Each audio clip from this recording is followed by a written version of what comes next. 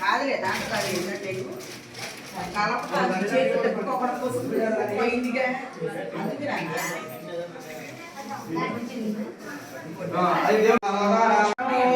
ఉత్తర విషయం స్వామివారికి నీళ్లు పోసుకున్నది కథలు మొదలైనయ్యా మండపస్థిత ఆవాహిర్వేదిర్వాయ నమః శ్రీ వేద వెంకటరమణ సత్యనారాయణ స్వామినే నమో నమః సుకృతనా శోభన దేవతాయ నమో నమః అథ అథాంగ పూజాం కరిష్యే ఓం నమో నారాయణాయ అక్షరంతో పూజ చేసుకున్నది ఓం నమో నారాయణాయ నమస్కారం సత్యనారాయణ స్వామి నమః ఒక అరటి పళ్ళ నైవేద్యం పెట్టండి కలిసిన దగ్గర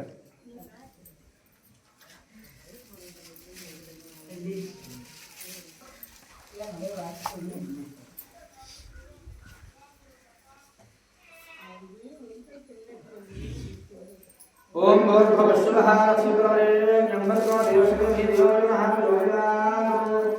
మండపస్థిత ఆవాహిత దేవతా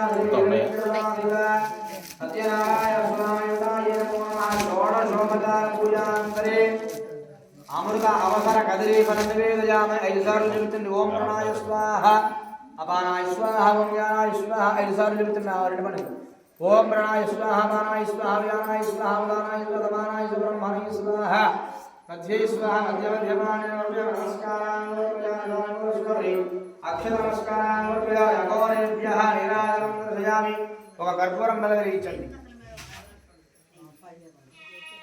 ఒక కర్పూరం బల వెలిగించండి ఓం అగౌరేభ్యః నిరాజనం ఓం అగౌరేభ్యః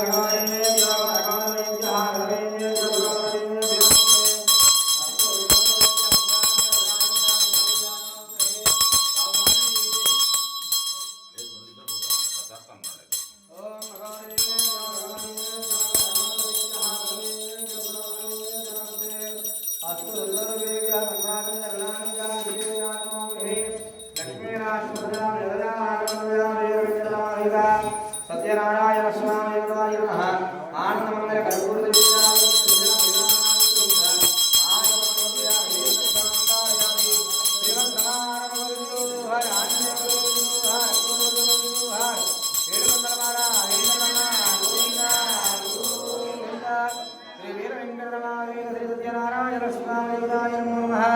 పుష్పాల అక్షరం తీసుకుని చేత పట్టుకోండి ఓం నారాయణాయ విద్మహే వాసుదేవాయ ధీమహి తన్నో విష్ణుః ప్రచోదయాత్ వీర వెంకటరమణ సత్యనారాయణ స్వామి నమో నమః నమస్కారం సమర్పయామి అక్షంతులు పుష్పాల కళ్ళగదులు స్వామివారి దగ్గర వేసేయండి ఏదో ప్రదక్షిణ నమస్కారం సమర్పయామి వీర వెంకటరమణ సత్యనారాయణ స్వామి వీర వెంకటరమణ సత్యనారాయణ స్వామి నమో నమః అథ కామ ప్రాణిదేవాకాండ వీర వెంకటరమణ సత్యనారాయణ స్వామి నమః అథ ప్రథమోధ్యాయ కథ ప్రారంభ అందరూ కూడా అక్షంతలు తీసుకుని చేత పట్టుకోండి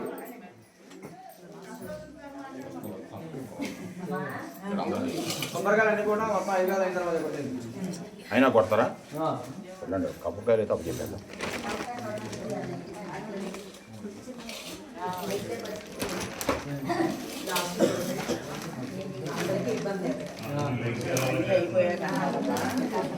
అక్కడ కొట్టేస్తారు అందరూ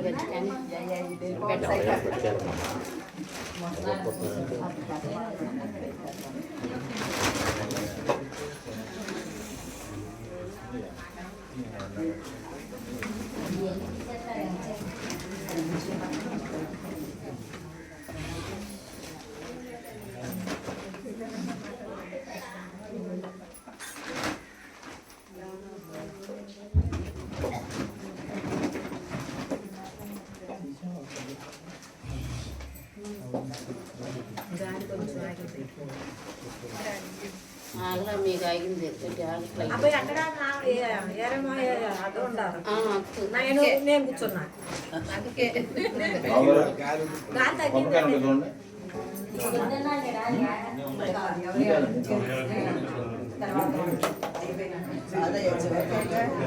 చివరేగా కట్టేది మనంటే అక్కడ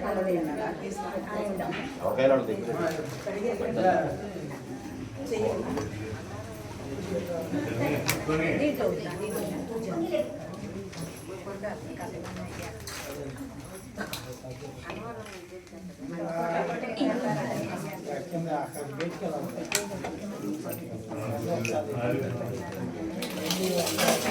మీకు ఇచ్చాం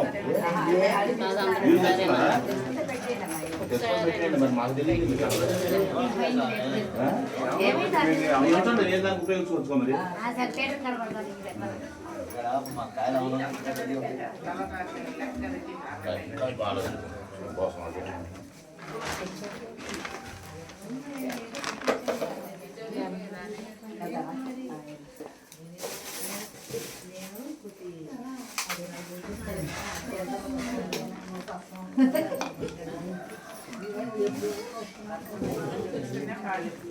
ఇవ్వదు పెట్టుకో అప్పుడు ఒకరికి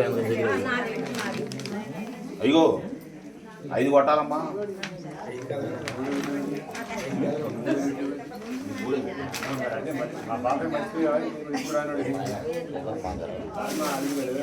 మాంగారు అదే పెట్టుకుంటాను కాకపోతే నేను మిమ్మల్ని మర్చిపోవడం ఏంటి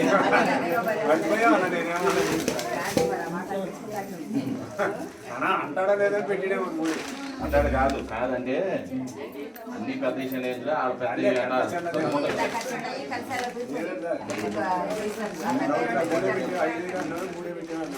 ఐదు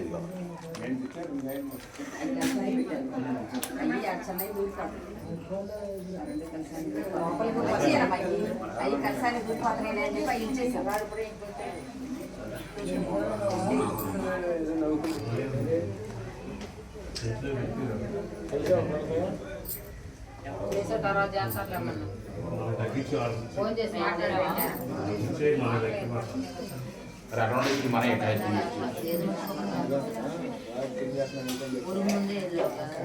ఓం శ్రీ వెంకటనారాయణ స్వామి నమః అథ ప్రథమోధ్యాయ ప్రారంభః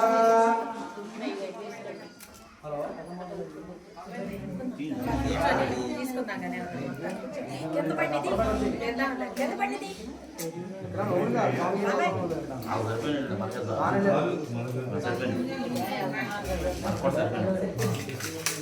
ఇక్కడ మనమే ఉండేది కాయ నేను గట్టిగా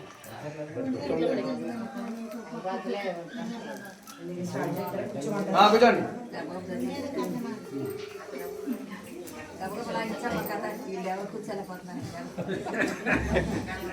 చెప్పిందాన్ని ఊగొడుతూ ఉండండి శుక్లాంబరధరం విష్ణుం యదవర్ణం చతుర్భుజం ప్రసన్నవదనం ధ్యాయే సర్వవిఘ్నోపశాంతయే అగజానవద్వారకంగజానహంసమ్మనేకృతం భక్తానాం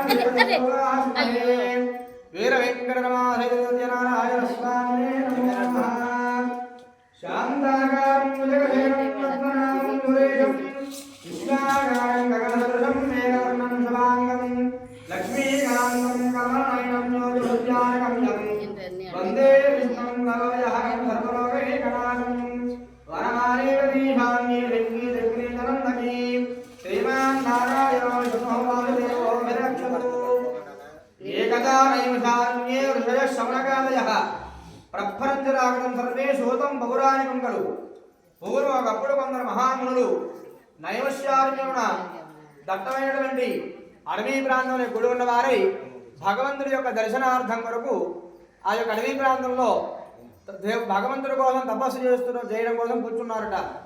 అలా వారు కూర్చుండగా అన్ని శాస్త్రాలు వేదాలు తెలియనటువంటి ఒక మహాముని అలా వెళుతున్నారట. ఆ మునివరులు ఎవరో కాదు, వ్యాసులు వారు. వ్యాసాయ విష్ణురూపాయ వ్యాసరూపాయ విష్ణవే నమోమే బ్రహ్మణవే వాదిష్ఠాయ నమో నమః అంటే నారాయణ యొక్క అవతారం కన్నా కూడా ముందుగా వచ్చినటువంటి వ్యాసుడి యొక్క అవతారము. ఈ యొక్క వేదాలు శాస్త్రాలన్నీ కూడా ఆ యొక్క వ్యాసుల వారు రచించినవి. ఈ యొక్క వ్యాస మహర్షి అలా ఎందుకు వెళ్తున్నారయ్యా అంటే కలియుగ ప్రారంభంలో భూలోకంలో ఎటువంటి పుణ్య కార్యక్రమాలు జరుగుతున్నాయి, ఎటువంటి యాగాలు, ఎటువంటి పూజా కార్యక్రమాలు ఇవన్నీ కూడా సక్రమంగా జరుగుతున్నాయా లేవా అని చెప్పి ఆ ప్రాంతం వారు అలా వెళ్తున్నారట. ఆ వ్యాసుల వారు వెళ్తుండగా ఈ మునులందరూ కూడా వారిని చూసి మహానుభావ వ్రతేన తపసా కిం వా ప్రాప్తితే వాజితం ఫలం తత్సర్వం శ్రోతమిచ్చామః కథయస్వ మహామునే. మనము కోరినటువంటి ఏ వ్రతము చేసినా ఏ తపస్సు చేసినా మనం కోరిన ఫలమును మనకు సిద్ధించునో అటు దానిని ఏవైనా ఉంటే తెలపండి మహానుభావ అని చెప్పి ఈ మునులందరూ కూడా ఆ యొక్క సోదరుల వారిని ఆ వ్యాసుల వారిని అడిగారట. ఆ వ్యాసుల వారు ఇలా సమాధానం ఇచ్చారట. నారదానేవ సంపృష్టో భగవాన్ కమలావతి సురర్షయే వృదాహ శ్రోతమిచ్చామః అని. అందులకు ఆ వశిష్ఠుల వారు ఇలా అన్నారట, ఓ మునులారా, పూర్వకప్పుడు నారదుడు శ్రీ మహావిష్ణువుని అడగగా ఆ శ్రీహరి అట్లా ఆనదించిన యొక్క విషయము మీకు వివరించదును, శ్రద్ధగా వినండి అన్నారట. ఏకదా నారదాయో మీ పర్యాణ్గ్రహకాంక్షయా పర్యాణంది విధాన్నర్జలోకమహాముపాగతః. పూర్వం ఒకప్పుడు నారద మహాముని సకల లోకాన్ని కూడా తిరుగుతూ మార్గదేశాన భూలోకానికి వచ్చాడట. తత్ర దృష్ట్వాజనాన్ సర్వాన్ నానాక్లేశమన్వితాన్ నానాయోనిసముత్పన్నః నానాక్లేశమాన్ స్వకర్మభిః కేనోపాయే దేవ దేశాన్ దుఃఖనాశో భవిష్యతి ఇది సంచిత్య మనసః విష్ణులోకో గతిపదః. నారద మహాముని భూలోకానికి వచ్చేసరికల్లా ఆ మనుషుల యొక్క పూర్వజన్మాహ్యకృతం పాపం వల్ల నానా విధమైన దుర్భరమైన కష్టాలు అనుభవిస్తున్నారట. ఆ కష్టాలు ఎట్లా అనుభవిస్తున్నారయ్యా అంటే తినడానికి తిండి లేక, ఉండటానికి సరైన వసతి గృహము లేక నానావిధ దుర్భరమైన కష్టాలు పడుతున్నారట. వారికి ఆ కష్టాలు ఎట్లా దొరుకుతాయా అని చెప్పి విష్ణులోకానికి వెళ్ళాడట.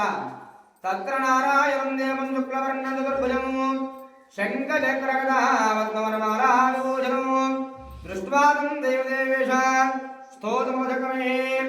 నారద మహాముని విష్ణులోకంలో శేషపానకమై పగిలిస్తున్నటువంటి ఆ విష్ణుమూర్తిని చూసి అన్ని విధాలుగా ప్రార్థించాడట. తెల్లని శరీర ఛాయ గలవాడ, శంఖము చక్రము గద పద్మము మొదలగు అలంకారంతో కూడి ఉన్నవాడా అని చెప్పి ప్రార్థించాడట. నమో వాంగ్మనాధీతాయ రూపాయ విచక్షయే ఆజమత్యాత్మహీనాయ నిర్గుణాయ గుణాత్మనే సర్వేషామాదిభూతాయ భక్తానామార్తనాశనే. నిన్ను మనస్సుతో ఊహించేటప్పటికి కానీ లేదా వాక్కుతో వివరించేటప్పటికి కానీ శక్యముగా కానీ అతీతమైన రూపము గలవాడా, ఆది మధ్యాంతరహిత నిర్గుణుడవై సుగుణవంతుడై పుట్టుట వెరుగుట నశించుట లేనివాడా, ఆది మధ్యాంత భూతములన్నిటికీ కూడా మొదలైనవాడా అని చెప్పి అనేక స్తోత్రాలు నారదుడు చేసి విష్ణువుని ప్రార్థించాడట. అప్పుడు ఆ శ్రీహరి ఆ స్తోత్రం వినిన వాడి నారద మహామునితో ఇట్లా అన్నాడట. కిమర్థమాగతో హరిత్వంతే మనసి వర్తతే కథయస్య మహాభాగ తత్సర్వం కథయామిదే. ఓ నారద మహాముని, నీవు ఉన్నబలంగా వైకుంఠానికి వచ్చిన కారణం ఏమిటి? ఏదైనా లోకం నుంచి ఏదైనా శుభవార్త కానీ అశుభవార్త కానీ ఏదైనా మోసుకు వచ్చావా అని చెప్పి పలికాడట విష్ణుమూర్తి నారద మహామునితో.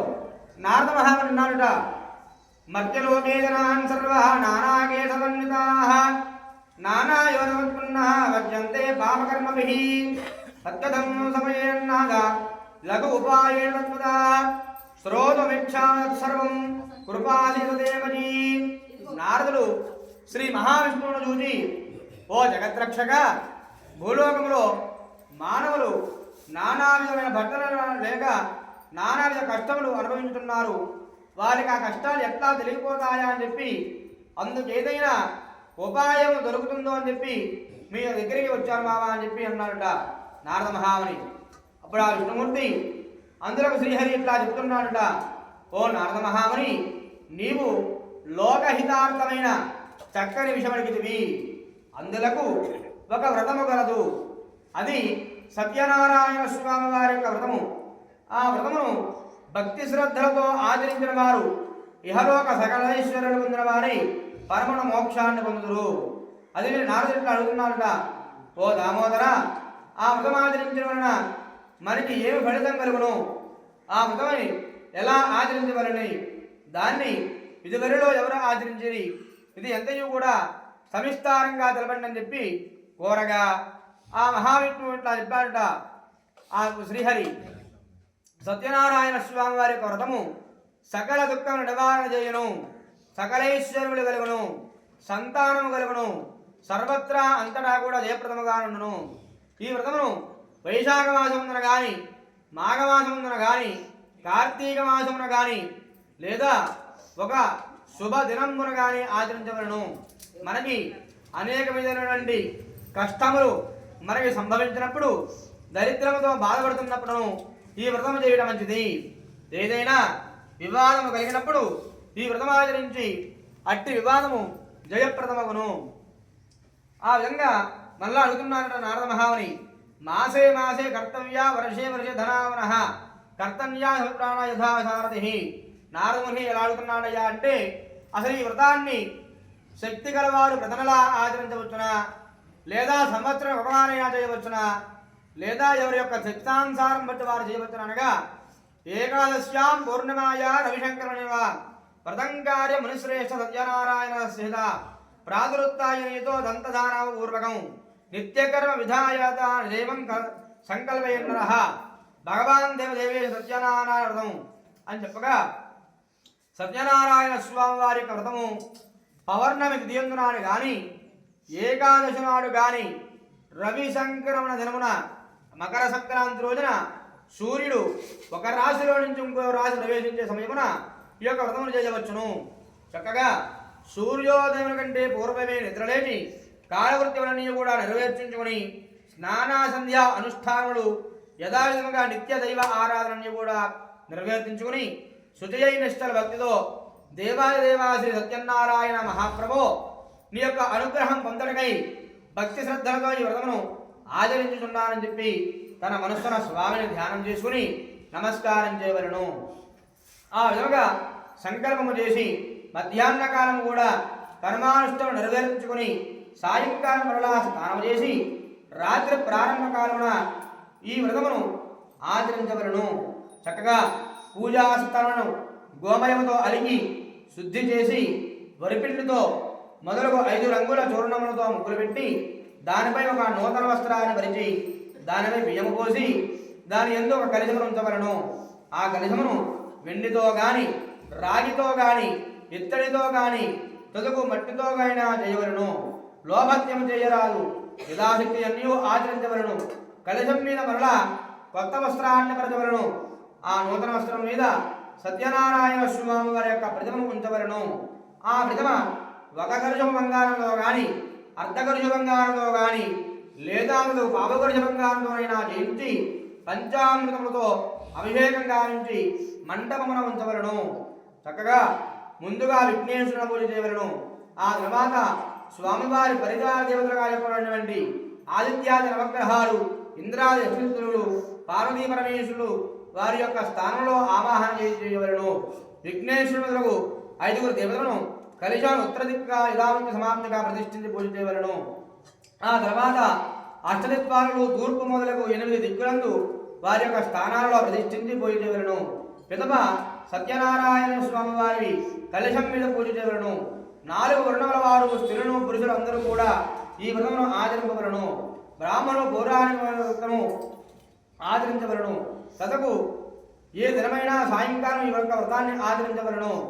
ఆ ఈ వ్రతము చేసిన వారు బ్రాహ్మణులకు బంధువులకు పిలుచుకొని పూజ చేయవలను.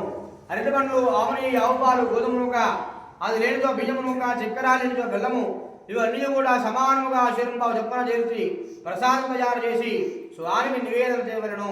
ఆ విధముగా నైవేద్యం జరిపిన వెంబట బ్రాహ్మణులకు యథాశక్తి దక్షిణ ఇచ్చి కథ శ్రద్ధగా విని బంధుమిత్రాలను బ్రాహ్మణులను కలిసి భోజనం చేయవలను.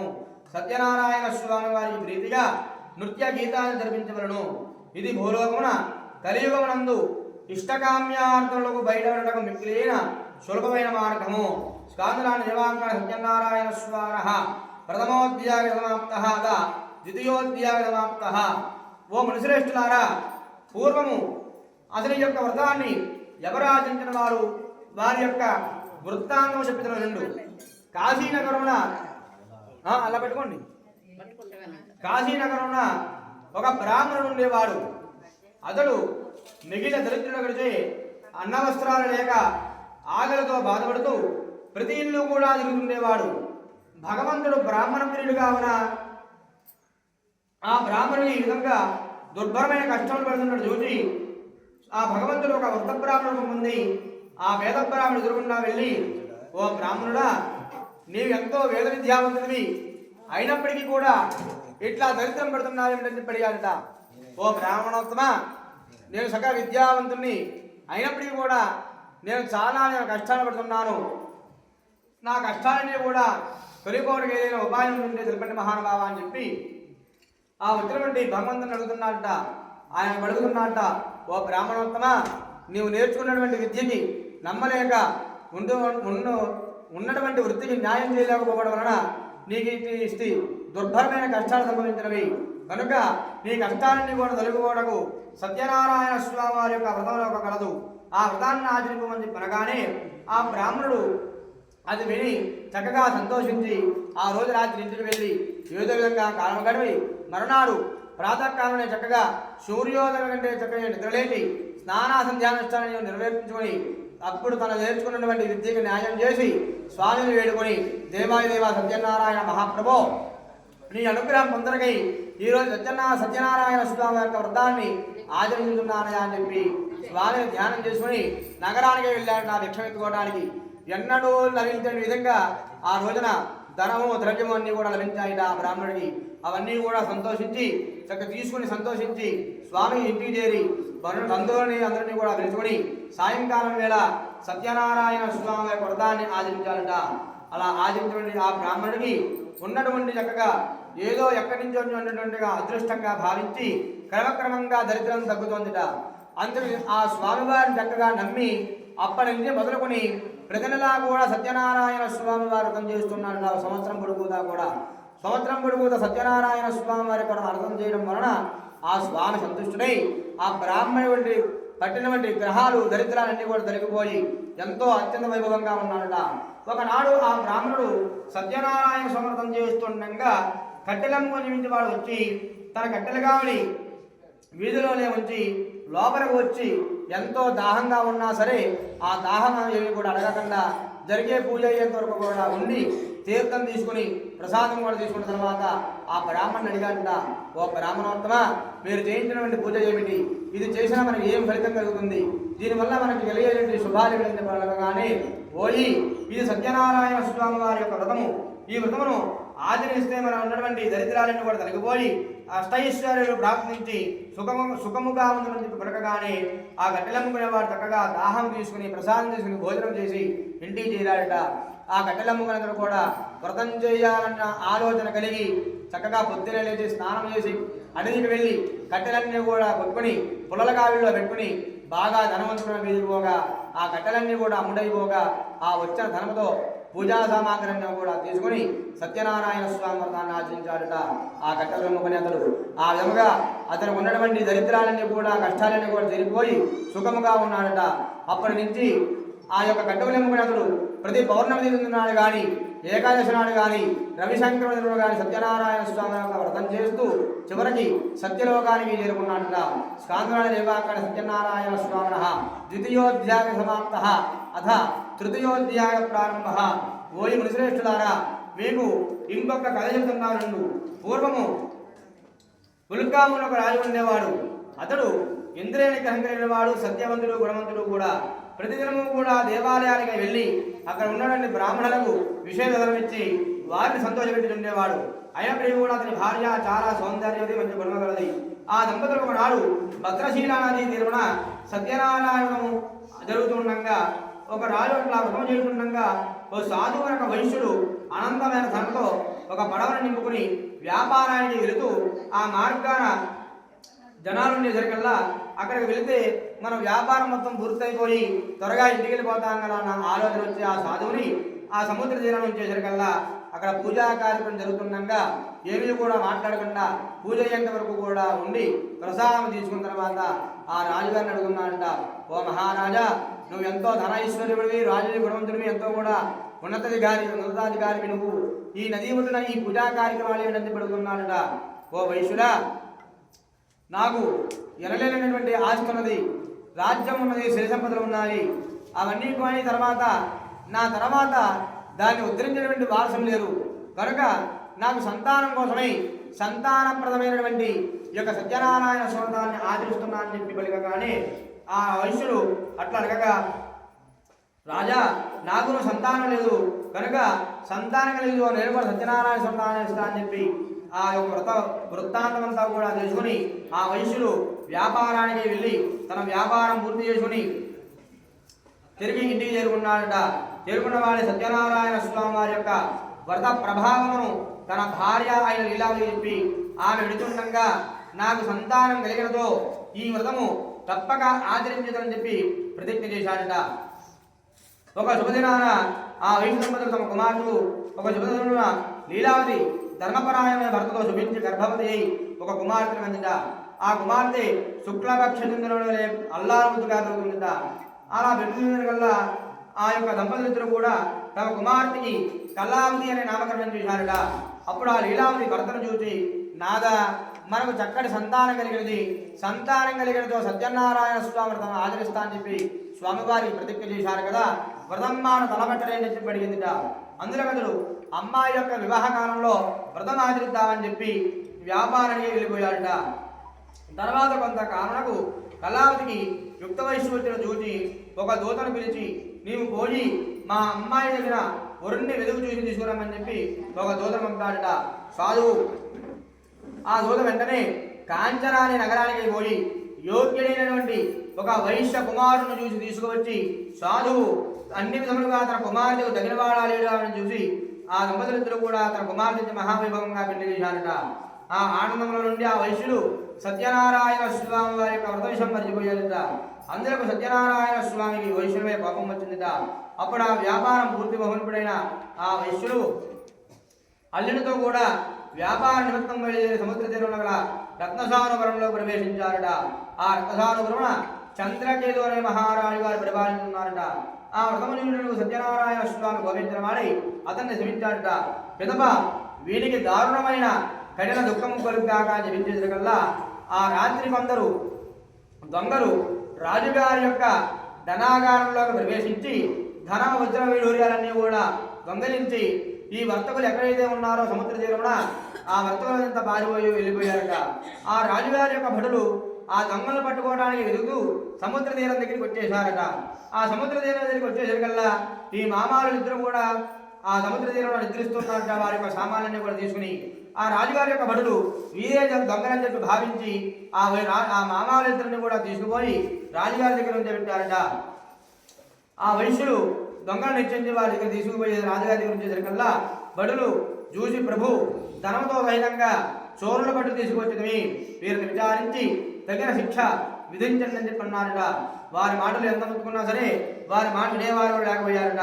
ఆ చంద్రకేతు మహారాజు వీరిద్దరిని కూడా తీసుకుపోయి కారాగృహంలో బంధించి చెప్పినగానే సత్యనారాయణ స్వామి మాయ వలన వారికి ఎంత ప్రార్థించిన వారి మాట వినేవారు లేకపోయారట. ఇంకనో చంద్రకేతు మహారాజు ఆ వైశ్యుల దగ్గర ఉన్న ధనమంది కూడా తమ ఆధీనంగా ఉంచుకున్నారట. మరియు సత్యనారాయణ స్వామి శాపం వలన ఆ వైశ్యుని యొక్క భార్య కుమార్తె అనేక కష్టాల పాలయ్యారట. వారి గృహమందున్న ధనవంతి కూడా చోరులు అపహరించుకుపోయారట. మరియు లీలావతి రోగం వచ్చి మనోవిచారమై తినడానికి తిండి లేక ఇంటింటికి తిరిగి భిక్షమిత్తులు పడుతున్నారట. కళావతి ఎన్నమలేగా తిరుగుతుంటూ ఒక ఆమె ఒక దినమున ఆకలిగా ఉండి ఒక బ్రాహ్మణ ఇల్లు చేరుకుందిట. ఆ దినమున ఆ బ్రాహ్మణ ఇంట సత్యనారాయణ స్వామి జరుగుతుండగా చూసి వ్రతము పూర్తి కొరకు అక్కడే ఉండి వ్రతమును చూసి కథ విని స్వామిని ప్రార్థించిందిట. కళాది ప్రసాదం కూడా స్వీకరించి ఇల్లు ఆలస్యం కాజరికల్లా తల్లి కళాదిని చూసి, అమ్మా ఇంత రాత్రి వరకు కూడా ఎక్కడి నుండి అడిగేసరికల్లా అందులకు ఆ కళావతి, అమ్మ ఒక బ్రాహ్మణి గృహమున సత్యనారాయణ వ్రతము జరుగుతుండగా పూర్తి అయ్యేంత వరకు కూడా అక్కడే ఉండిపోయింది, కథ విని ప్రసాదం తీసుకొచ్చిందని చెప్పగానే అప్పుడు లీలావతి సంతోషించి తాను ఆ వ్రతం చేయలేకపోవడం వలనే మనకి కష్టాల పాలైనాయేమో, భర్తయో అల్లుడు కూడా ఇంతవరకు ఇంటికి తిరిగి రాదని చెప్పి అనుకుని ఆ వైశ్యుని భార్య లీలావతి బంధువులతో మిత్రులతో కలిగి ఉన్నది దైవభక్తితో సత్యనారాయణ స్తోత్రం చేసి, ప్రభు మా అపరాధం క్షమించి నా భర్తయో అల్లుడు సుఖంగా ఇల్లు చేరుకున్నట్లుగా అనుగ్రహించుందని చెప్పి ప్రార్థించిందిట.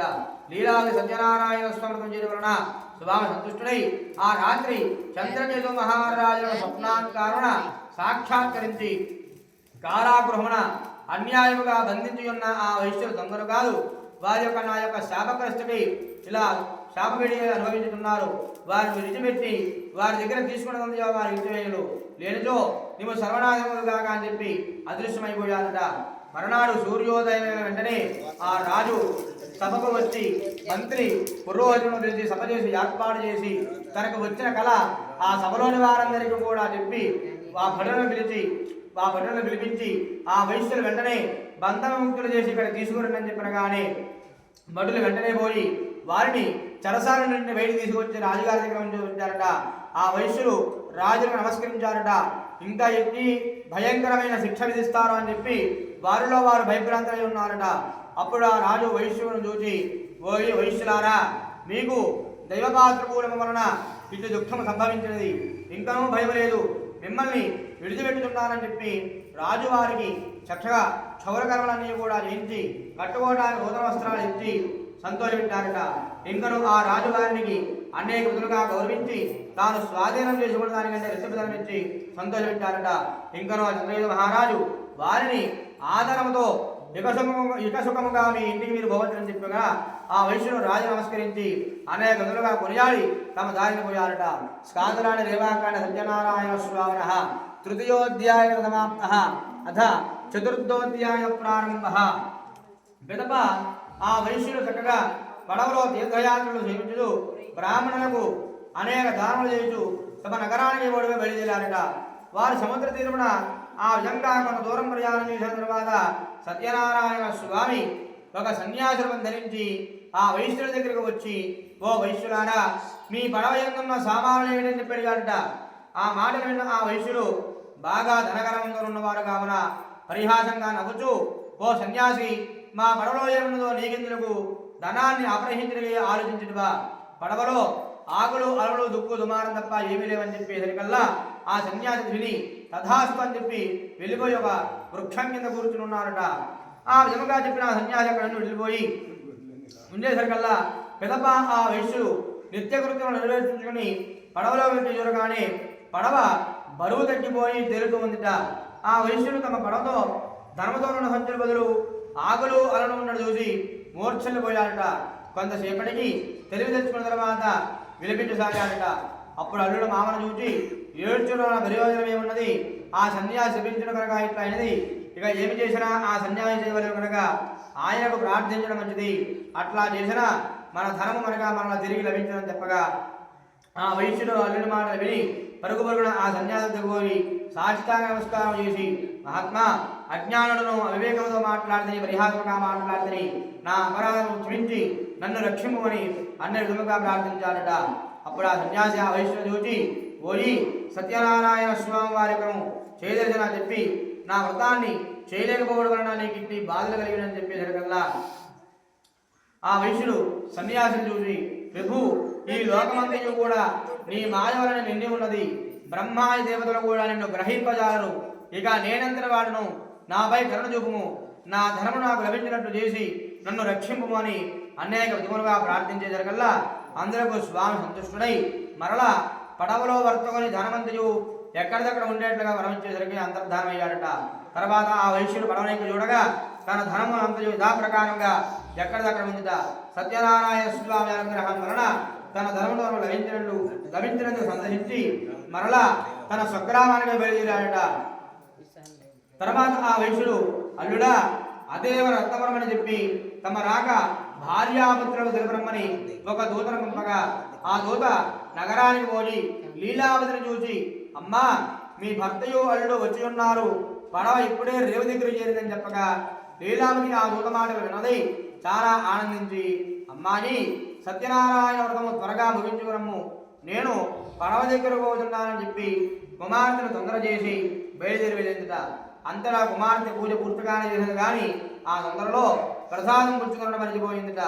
అందువలన సత్యనారాయణ స్వామి కోపం వచ్చి అల్లునితో సహితముగా రేవులో ఉన్న పడవ సముద్ర తీరంలో మునిగిపోయిందిట.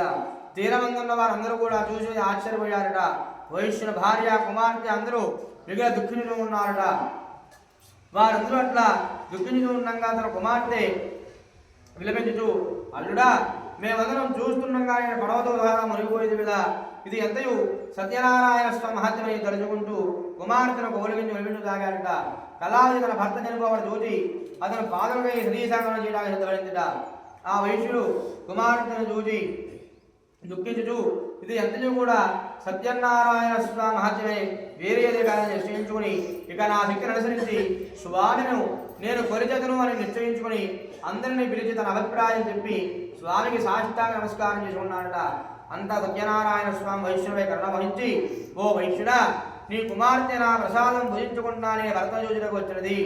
ఆమె ఇంటికి పోయి ప్రసాదం తీసుకుని వచ్చినతో అంతయు కూడా శుభం కలుగుతుందని చెప్పేసరికల్లా ఆ విధంగా ఆకాశం నుండి వినబడిన మాటలు విని కళాలు వెంటనే ఇంటికి పోయి స్వామి ప్రసాదం స్వీకరించి వచ్చిన ఆమె తిరిగి సముద్ర తీరం వచ్చేసరికల్లా తన భర్త నావతో కూడా బయలుదేరాడట. అది చూసి అందరూ చాలా ఆనందించారట. అప్పుడు కళావతి తండ్రిని చూసి, తండ్రి ఇంకా ఆలస్యం ఎందుకు, ఇంటికి పోదానమ్మని చెప్పి వెంబడిన ఆ వైశ్యుడు బంధుమిత్రాదులతో కలిసి సముద్ర తీరం సత్యనారాయణ స్వామి వ్రతాన్ని ఆచరించి పిమ్మట సుఖంగా ఇంటి చేరుకున్నాడట.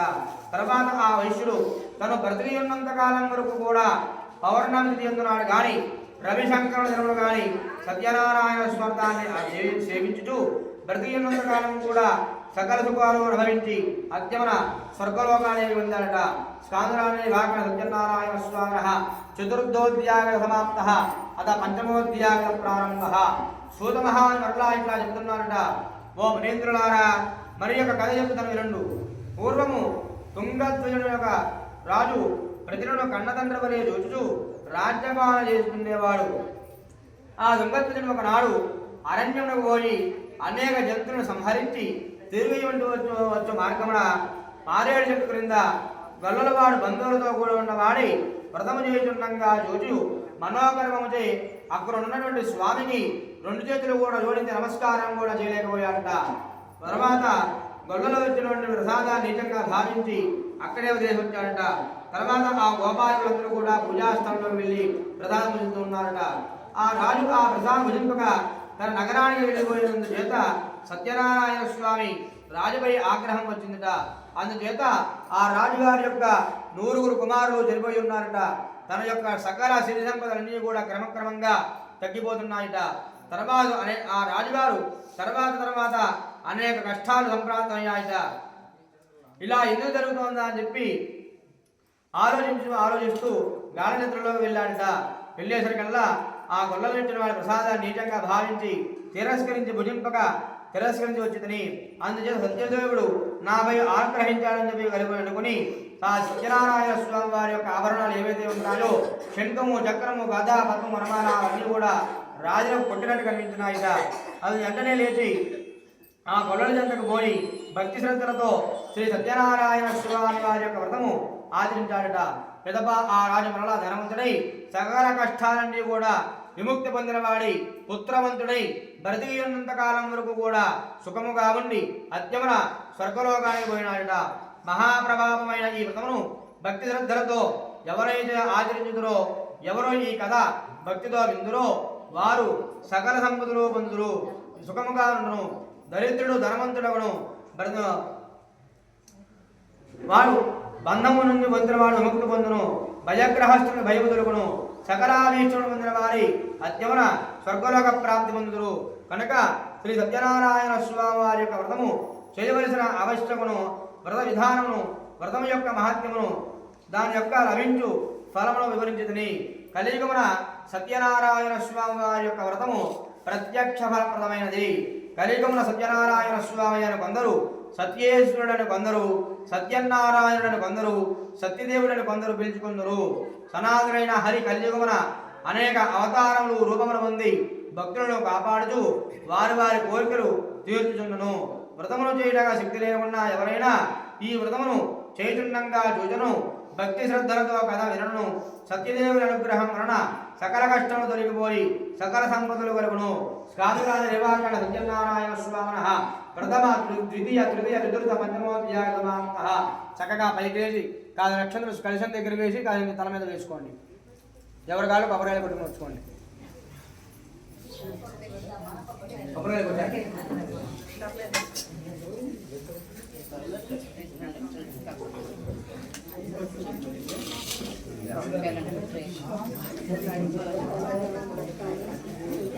ఏం చేస్తున్నా నా కథ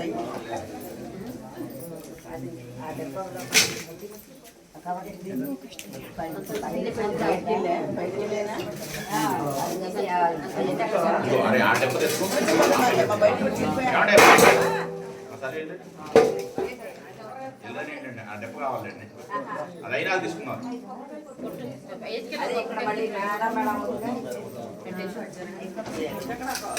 కాదు, బాబాయ్ గారు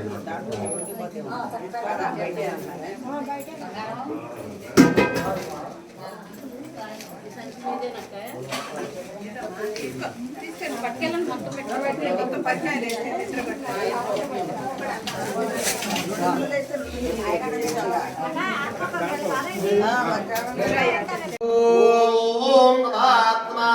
ఓం తత్సత్యం ఓం తద్గురోర్నమః ఓం యజ్ఞస్తం వహ్యకారస్తం రుద్రస్తం విష్ణస్తం బ్రహ్మత్వం ప్రజాపతిః